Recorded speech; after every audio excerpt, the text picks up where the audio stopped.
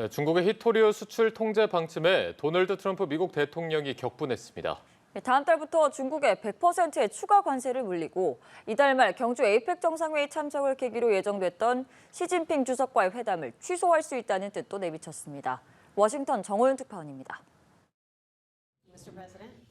트럼프 미국 대통령은 중국이 히토류 수출 통제에 나선 것은 매우 이상한 일이라며 중국이 전 세계를 인질로 잡는 것을 결코 허용해선 안 된다고 말했습니다. 중국이 히토류 수출에 독점적 지위를 악용해 적대적인 행위를 하고 있다는 것으로 이런 상황이라면 경주 에이펙 정상회의에서 시진핑 중국 주석을 만날 이유가 없어 보인다고 밝혔습니다.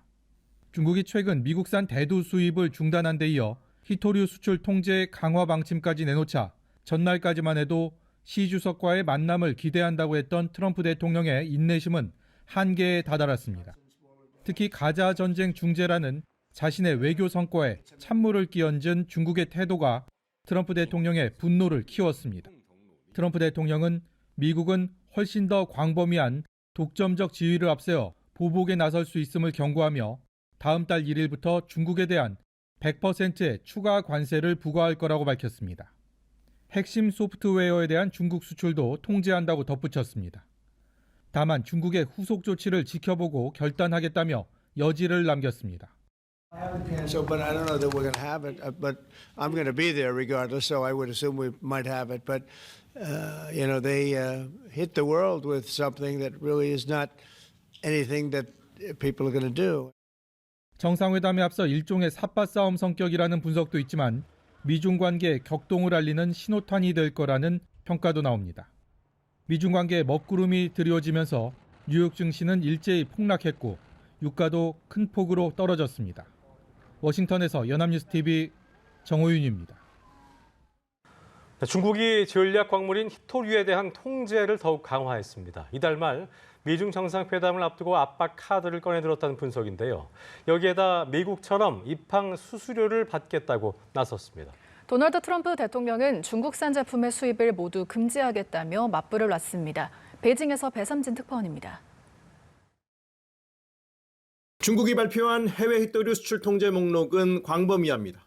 사마륨과 가돌리늄 등 히토류 13종의 수출뿐 아니라 관련 기술을 활용해 해외에서 생산한 물자를 수출할 때도 허가를 받도록 했습니다.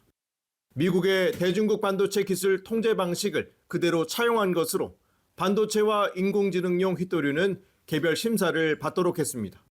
중국은 또 미국 선박이나 미국 성조기를 단 선박, 미국인이 25% 이상 지분이 있는 선박이 중국에 입항한 경우 특별 수수료를 받겠다고 밝혔습니다.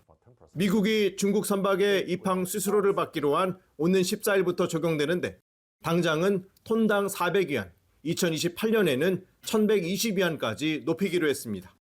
中国此次出手已向世界清晰表明在这场没有硝烟的战争中谁掌握了核心技术与全产业链谁就握住了未来的命脉 블룸버그 통신은 이달 말 미중 정상회담을 앞두고 협상력을 끌어올리기 위한 전략이라고 분석했습니다.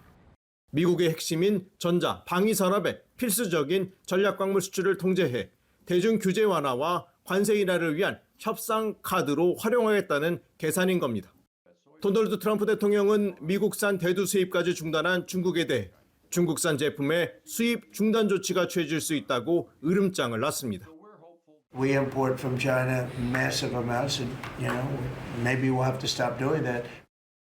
중국이 히토류 카드를 다시 꺼내들면서 양국 간 무역 갈등은 새로운 양상으로 확전될 조짐인데 이달 말 미중 무역 갈등 해소를 위해 마주 앉을 양국 정상의談판에 어떤 영향을 미칠지 관심입니다. 베이징에서 연합뉴스TV 배삼진입니다.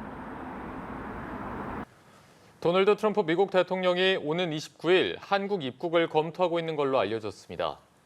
이는 경주 에이펙 정상회의 개막일인 31일보다 이틀 빠른 것으로 관가에서는 트럼프 대통령이 에이펙 정상회의 개막 전 한미 미중 정상회담을 소화하고 본 행사에는 참석하지 않은 채 한국을 떠날 가능성이 거론되고 있습니다. 다만 정부 관계자는 트럼프 방한 일정이 최종 확정된 것은 아니다라며 한미 간 협의가 아직 진행되고 있다고 전했습니다. 아시아 태평양 경제협력체 에이펙 정상회의가 한 달 앞으로 다가왔습니다. 에이펙 정상회의를 계기로 한미, 한중 정상회담은 물론 미중 정상회담까지 예정돼 있는데요. 초대형 외교 이벤트가 펼쳐질 경주에 지금부터 전 세계의 관심이 쏠리고 있습니다. 지성림 기자입니다. 한 달 뒤 경주에서 열리는 에이펙 정상회의 참석을 위해 우리나라를 찾는 도널드 트럼프 미국 대통령. 트럼프 대통령 방한을 계기로 한미 정상회담이 열릴 예정입니다. 이 대통령과 트럼프 대통령의 두 번째 회동에서는 대미 투자와 관세 협상을 두고 접점을 찾을 수 있을지가 최대 관심사입니다.